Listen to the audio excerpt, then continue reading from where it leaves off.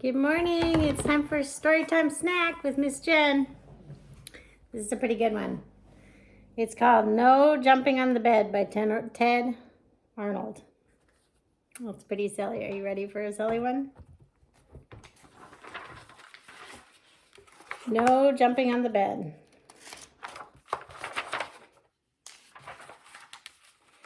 In his bedroom near the top floor of a very tall apartment building, Walter was getting ready for bed.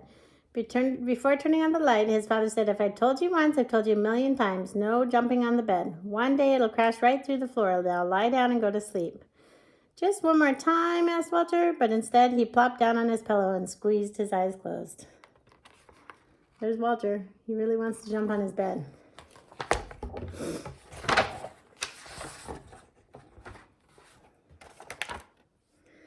"Good night," said his father. He turned off the light and pulled the door almost closed. The room was dark and quiet, except for a soft thump, thump, thump coming from the room above.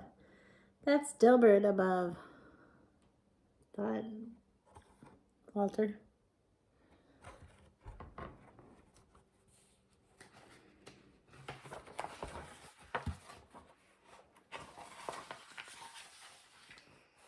He switched on his light switch. If Dilbert can jump on his bed, so can I. Walter bounced higher and higher. On his last jump, his hair brushed the ceiling, but when he came back down, his mattress creaked, the floor cracked, and the whole bed tipped sideways. Then down through the floor fell Walter, bed and all. Oh my goodness, I can't believe it. This is where it gets a little silly.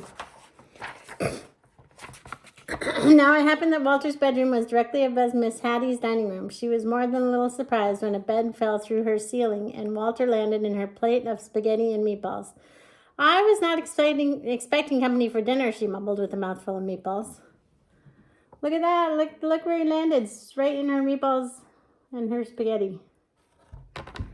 Pretty silly. Said Walter. "Spaghetti is my all-time favorite." But before he could eat, his bed smashed through the table and crept right on crashing down through the floor. Down and down fell Walter, Miss Hattie, the plate of spaghetti, the bed, and all. Oh my gosh, it keeps falling.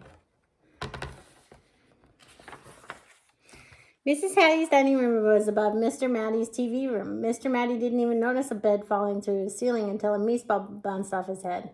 Mrs. Hattie tumbled into his lap, and Walter splashed into the aquarium. "I've already had my bath tonight," said Walter. He wanted to stay and watch the monsters on TV, but his bed crunched through the floor, taking the TV with it. Oh my gosh, what a crazy adventure. That would be so silly, wouldn't it? Down and down fell Walter, Miss Hattie, Mr. Mattie, the TV, the spaghetti, the bed, and all.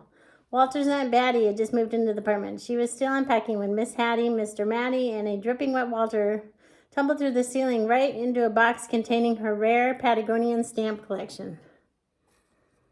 Oh my goodness. That would be a lot of chaos if somebody fell through your ceiling like that. When he burst through the bottom of the box, Walter was a sticky mess. "I see you've started collecting stamps," said Aunt Batty as she followed Walter through the new hole in the floor.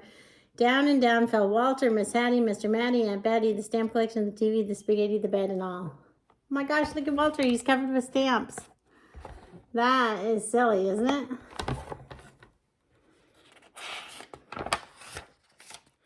Patty and Natty had worked 3 days building their dream house with blocks. Afraid that Fatty Catty might knock something over, they carefully shooed her out for the night, and then upstairs neighbors came through the ceiling. "Excuse me," said Walter, remembering his manners. "We won't be staying long."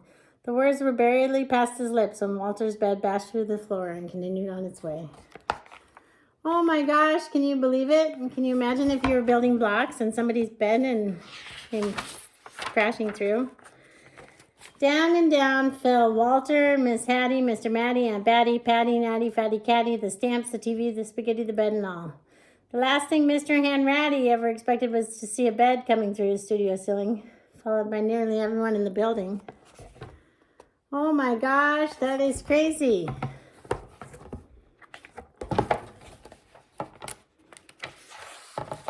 "If I had known you wanted to see my paintings," he said, "I would have tidied up a bit." But then everyone's paused to admire Mr. Hanratty's colorful art. They were too busy splashing in his cans of paint. Then his floor caved in and everyone followed Walter's bed down through the hole. Down and down fell it. Walter, Miss Hattie, Mr. Matty, Aunt Batty, Patty and Natty, Mr. Hen Rowdy, Fatty Cat, 17 cans of paint, the stamps, the TV, the spaghetti, the bed, and all. Woo! Maestro Ferlinghetti and his string quartet were astonished by the colorful crowd that fell from the ceiling. The maestro loved an audience, even if they dropped in unannounced. But when Walter's bed smashed through the floor and paint splattered everywhere, the maestro wished his audience would leave. And so they did, along with his string quartet. The maestro was an orchestra conductor.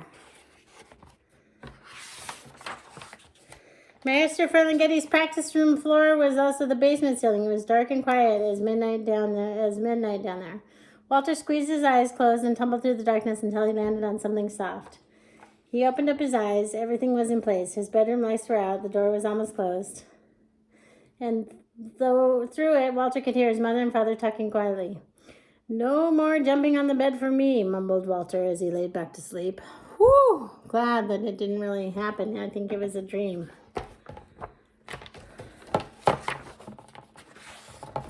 The end. That was a good one, wasn't it? I'm glad it was just a bad dream. Whoa, that sounds a little crazy to fall through the ceiling like that. All right, boys and girls, happy snacking. Happy weekend.